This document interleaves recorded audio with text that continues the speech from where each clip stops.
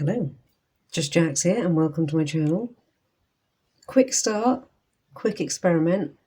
I have hopefully just about hidden behind this axolotl. This guy underway, drying. I have a lot of excess paint to use up. So, bit of an experiment. I have a grow your own axolotl here, which I grew and I allowed to shrink again because I was curious what would happen if you left it. It's not, I'd say it's about half the size that it was. Well, this stuff is obviously absorbent because that's how it grows. What happens if we pour paint on it? Well, we're going to find out because I have paint here to use. So let's just get pouring and see what happens. Now, because he's hollow, I was able to put something underneath him.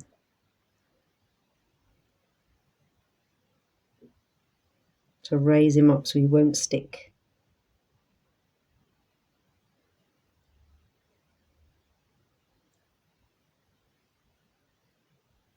But I'm also not going to be picking him up to move him, so I'm going to hope because of his shape, it's just going to pour everywhere it needs to.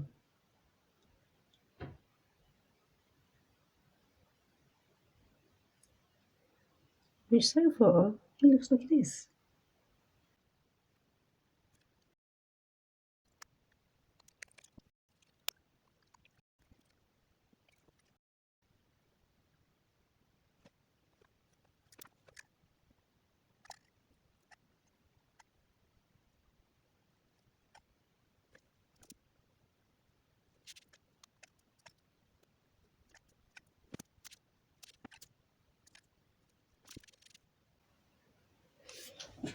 Okay, I think we have got everywhere.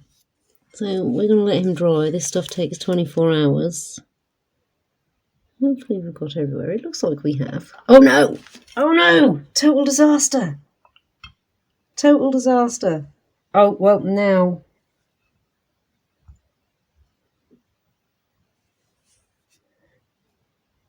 I've sort of...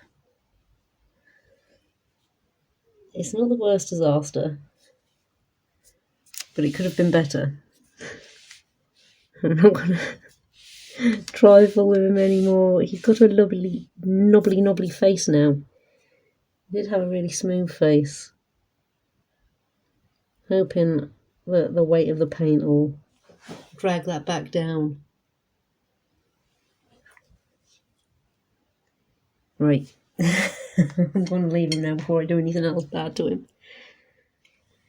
Well, our little experiment, grow your own axolotl after it's shrunk again, has poured. Now, it's had an interesting effect, which I thought, well, I can't say I thought, but I wondered what would happen exactly, because this thing absorbs moisture.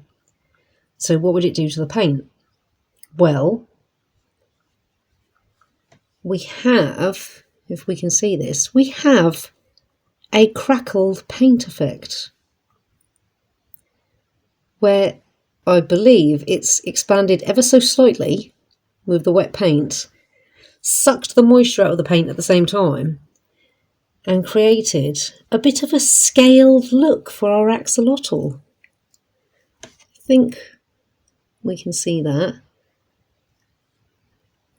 So I quite like that. We have managed to get, by pure accident, marble and crackle, 2 for 1. Now, do I leave it as it is, or do I pin in just like a couple of eyes or something? Oh, let's just do it. Let's try.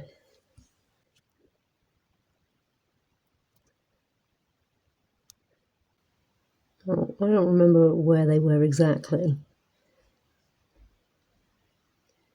Do we just keep... They're not quite central. Let's see if we need to make them... They're going to be quite big.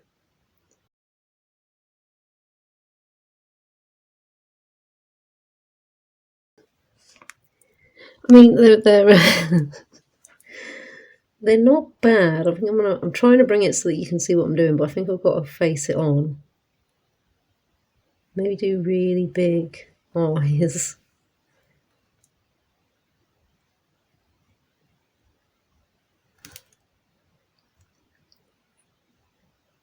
I mean, it's not bad. You know what? Let's, so he doesn't look angry with those eyes. We'll do a little bit of that. A little bit of that. And a little bit of that. There you go. It doesn't look so angry now. Well, for using up a little bit of extra pour paint, having an experiment, and getting some answers in the process, that wasn't bad. And now we have... Oh, you know what? It doesn't actually look too bad. So, can you pour or grow your own axolotl? Yes, you can. Do you get an effect? Wasn't a question, but is now and has an answer. Yes, you do. You get crackling. What are we going to pour next? I'm going to have a rummage. I've got more pour bears to do, but I'm also going to have a rummage for other surfaces to pour on to see what sort of effect you get. Because we've done rubber, well, plastic, definitely plastic, wood, whatever this stuff is, because I don't know what this stuff is, expanding plastic, semi-porous stuff, ceramic, and I think that's it at the moment. I think.